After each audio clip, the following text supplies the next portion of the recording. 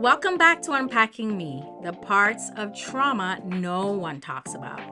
I'm Nikki Cameron, trauma recovery therapist and guide for those learning to feel again after survival. And I'm your host, Murnell, here to unpack the emotional weight behind words that sound good, but sometimes do harm.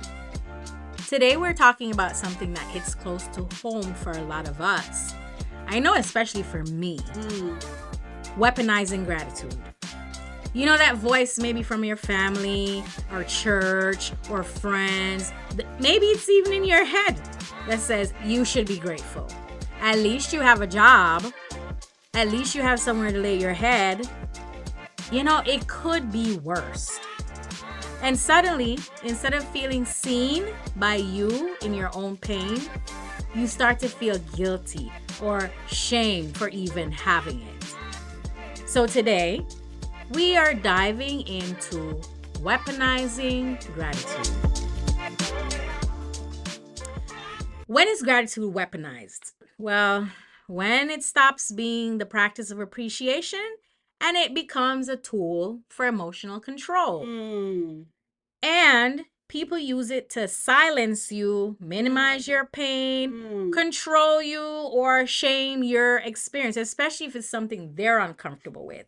They will tell you to be quiet. And, you know, if this were a song, you should be grateful, or it could be worse, I would know it by heart. Because the amount of times I've said to people, I don't feel good, or I'm not okay, and well, you should be grateful. Or they hit you with at least.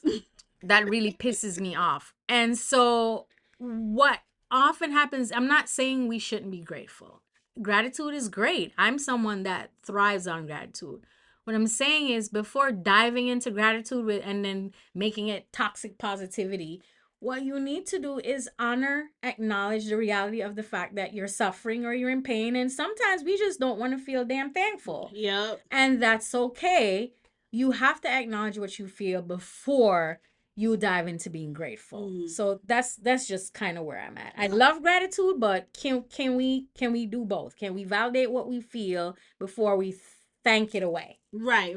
And I think that's good because at the end of the day, we don't want to emotionally gaslight anybody into a positive experience. We want to acknowledge what they're actually going through. You can't express exhaustion, sadness, or frustration because somebody's always so ready to remind you how blessed you are.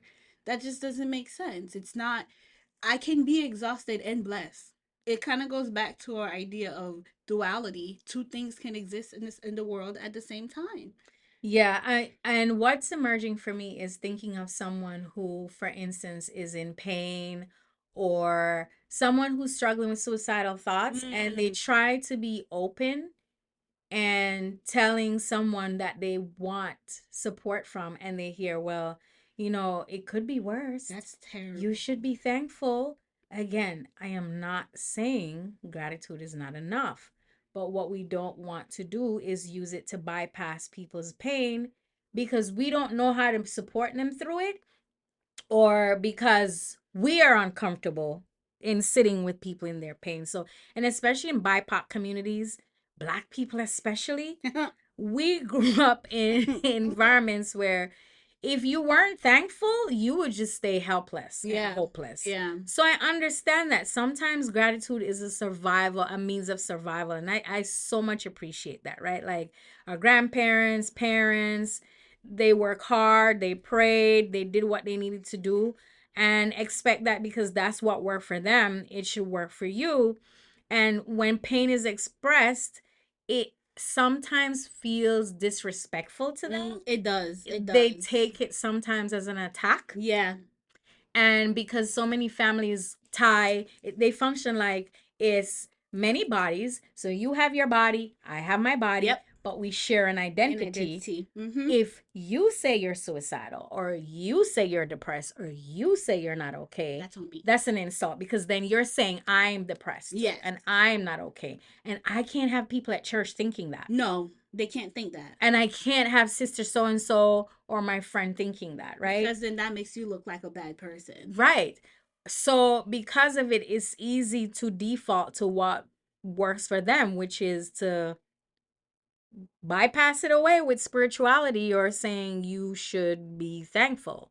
I think you're hitting something that I oftentimes that irks my nerves. The idea of when you're in religious spaces, church spaces, and everyone walks around so grateful and so happy and so, oh my gosh, I'm so happy, grateful, and all that stuff. And it's kind of like a way to keep us compliant. We can't question God. Yeah. We can't question the reality that we live in. Yeah. And the truth is, that's not healthy.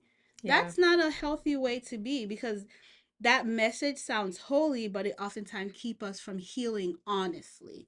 Yeah. There are going to be times I always say, hey, even Jacob wrestled with God, so why can't I? Yeah. And so when there's this idea of weaponizing gratitude toward and making us have this positive gratitude, it actually causes a lot of harm than it does good. Yeah, I so when it comes down to gratitude, it's being able to recognize that I can make space to name my pain Yes. and also name what's good, Mm-hmm. right? Like the two can happen. I can hold both things. They can be true together. But what we tend to do again is because we don't want to face the bigness of whatever is happening, Yeah.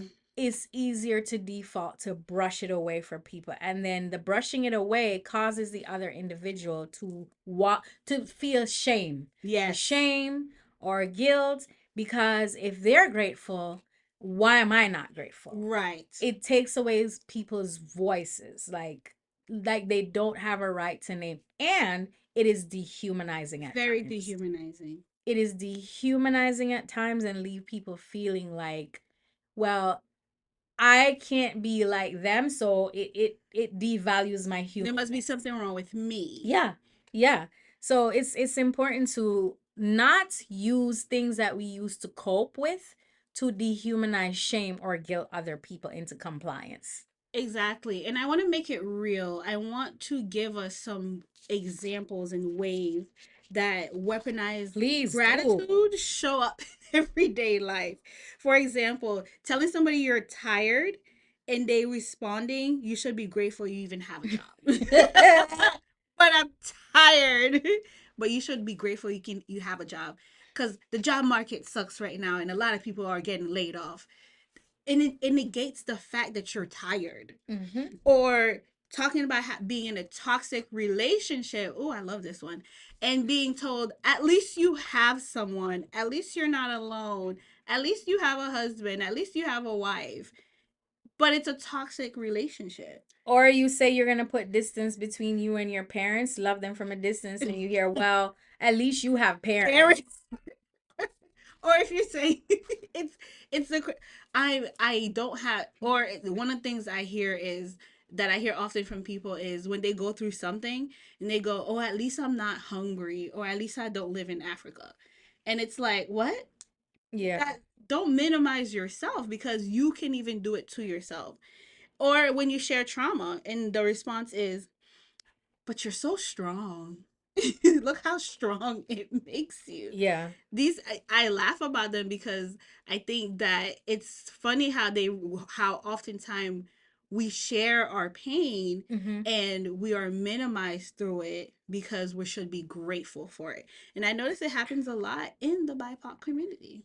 You know, so as you're sharing, this thought came to mind for me that no wonder why people don't know how to manage pain. Mm. Because if each time I bring sadness to you, and I bring the sadness to you because I want the holding space. Right. I want a space where it can be held and not judged and supported, right? Right. But each time I bring it to you for support, what you tell me is I should be grateful, and then I feel shame or guilt and turn it off. Yeah. Then in essence, I rob myself of the ability to learn what it's like to work through emotional distress, Right. emotional discomfort, because being told that I should be grateful causes me to suppress what I feel. And if I'm always suppressing what I feel, then I don't have the full experience of sadness or anger or joy because I keep turning it off. So when something eventually happens that forces me to experience it, now I'm in a therapist's office learning how to experience anger again. Yeah. Now I'm in the therapist's Yeah. office learning how to feel sadness again. Yeah. Because every time it came up, somebody told me that I needed to be grateful. So again, the misplacement of this gratitude and using it to silence people because you don't want to hear it. And we don't always have to want to hear it. That's okay. Because it makes you uncomfortable. Or because Yes. you don't want to deal with your own stuff at this moment. Yeah. So I just wanted to highlight that it contributes to a lot of emotional suppression and people not knowing how to learn how to feel bad. It's okay to feel bad. Shit. It's okay to feel bad, but a lot of us don't know how to feel bad. Yeah. We're so intolerant of feeling bad. So true. So we resort to drinking and smoking and gambling and shopping. Yes. And I'm not saying this is the only reason why we do it. What I'm saying is when gratitude is weaponized, it encourages these unhealthy ways of coping. 100%. And gratitude doesn't erase the pain. It just allows the pain and the gratefulness to be there together. But weaponizing people's pain shuts them up. It's when you are able to allow gratitude to show up in the right way, it allows there to be recognition for how difficult the situation is. It's true. And so I want to share that it's okay to say, I'm thankful for my blessings, but I'm still hurting. It's okay to say, I'm grateful for my growth, but the situation traumatized me. And it's okay to say, I appreciate my progress, but I'm still learning to trust. Because that's human. Yes. That is human.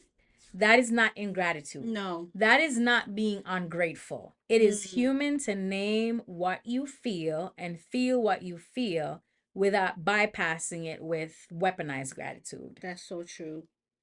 And it feels safe. Well, if it feels safe, I want you to just reflect with us. When you think of gratitude, what meaning are you giving to it? That's good. What meaning do you give to gratitude? Because if it was weaponized against you, you might not want to consider it. You might want nothing to do with it. And you get to redefine what gratitude means for you if you are someone who has had it weaponized against you. And what area of your life have you been told to be grateful for? Wherein what was needed was for you to have your emotions, not for them to be silenced. What did you swallow just so you could seem thankful to other people? And notice how that feels. Maybe none of this applies to you, and that's okay. But if you're someone who has been victimized by weaponized gratitude, have a breath, have a sigh, a loud, rambunctious sigh. And then allow yourself to say, I can be grateful and honest. Yeah. I can appreciate what I have and not deny what I need. That's radical. I think that's radical healing.